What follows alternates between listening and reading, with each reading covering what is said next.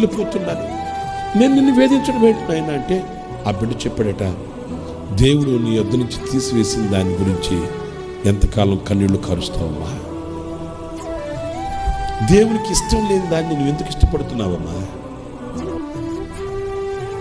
దేవుడు నీకు అవసరం లేదని తీసేసిన దాని గురించి నువ్వు ఎంతకాలం కన్నీళ్ళు పెడతావు? నువ్వు కార్చిన కన్నీళ్ళన్నీ ఈ బావిలో పడుతున్నాయి. ఈ నీళ్ళన్నీ చేతి పోసేసి ఖాళీ చేసి నేను వెళ్ళి పిల్లలతో ఆడుకోవాలి. నీవేమో కన్నీళ్ళు ఆపువు, ఈ నీళ్ళేమో ఆగిపోవు.